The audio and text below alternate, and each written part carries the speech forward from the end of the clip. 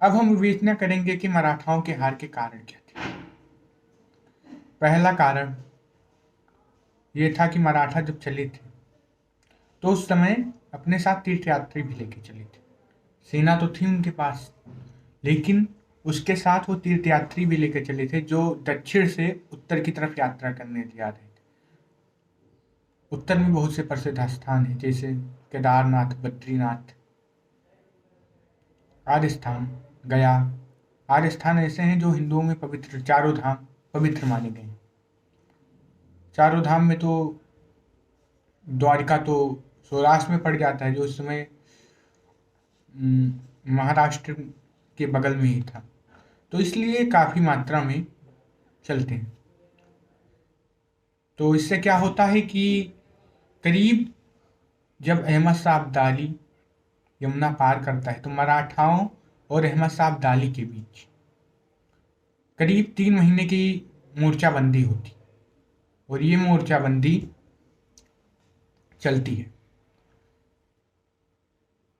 मराठों ने अहमद शाह अब्दाली का दिल्ली से संपर्क काटा ही था, साथ में उन्होंने अब काबुल का भी काट दिया था, क्योंकि पानीपत के पीछे जो था वो काबुल स्थित था। जबकि अहमद शाह अब्दाली ने पुणे, महाराष्ट्र का काट दिया था। यहाँ तक कि सदाशिव भाऊ ने ऐसी नौबत आ गई थी कि उन्होंने कहा था कि या फिर हमें ये आदेश मिले कि हम अहमद शाह अब्दाली से आमना सामना युद्ध करें, अन्यथा हम लोग भूखे मारे जाएंगे। इस समय नौबत ये थी। तो पहली तो हो गई रसद की सप्लाई, दूसरा जो है वो मौसम की मार। दक्षिण में और उत्तर के मौसम में बहुत सारे अंतर हैं। दक्षिण में उस गर्मियाँ ज़्यादा पड़ती हैं, उत्तर में हर तरह के मौसम होते हैं, कभी गर्मी, कभी ठंडी, कभी सर्दी, कभी बरसात। तो हुआ ये कुछ ऐसा कि मराठे अनभिज्ञ थे। जब वो पानीपत में आए उसी समय बरसात हुई। इतनी भीषण बरसात हुई कि यमुना में बाढ़ आ गई। यमुना में बाढ़ आने के कारण महामारी तमाम फैल गई, तमाम बीमारियां हो गई लोगों को।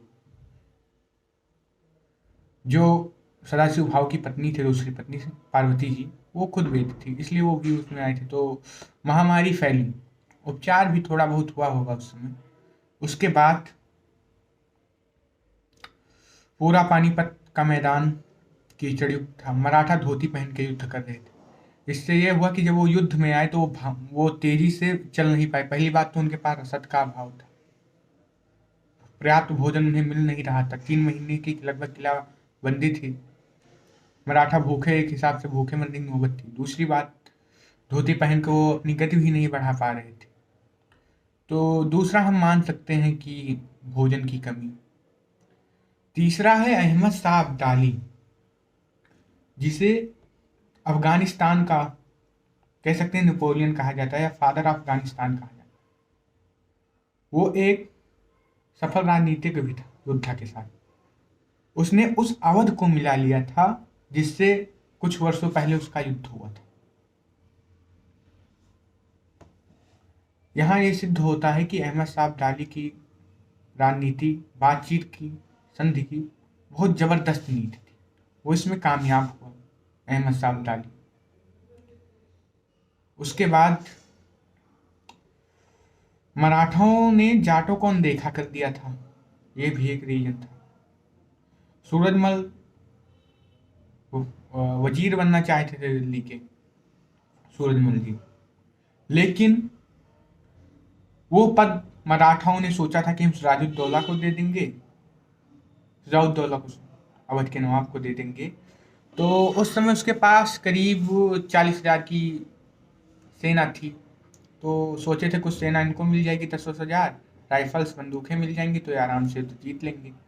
लेकिन अवध का नवाब जाके मिल जाता है अहमद शाह दुर्रानी से, जिहाद के नाम पे, मुस्लिम एकता के नाम पे मिल जाता है। और बहुत सी तो वैसे छोटे छोटे कारण, लेकिन ये मुख्यतः 4 कारण है।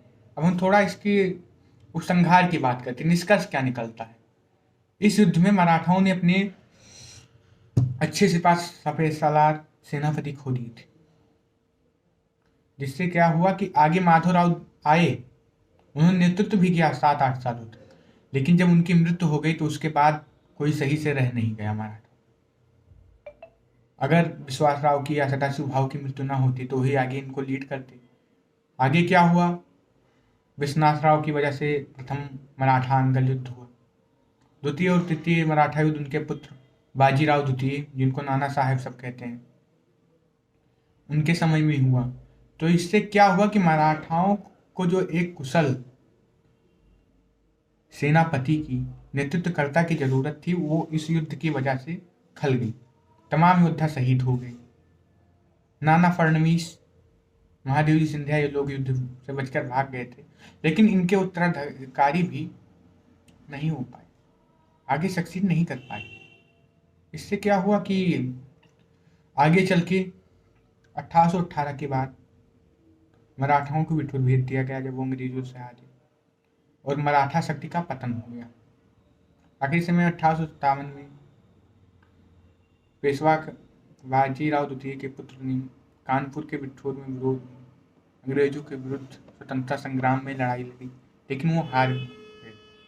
ये कहें कि एक पानीपत एक त्रासदी की तरह थी, जिसने मराठाओं को धक्का पहुंचाया। मराठा इसमें वर्णन कामयाब भी रहे, लेकिन आखिरी में निष्कर्ष यही निकलता है कि मराठाओं ने इस युद्ध में बहुत कुछ किया। वंदे मातरम, जय हिंद।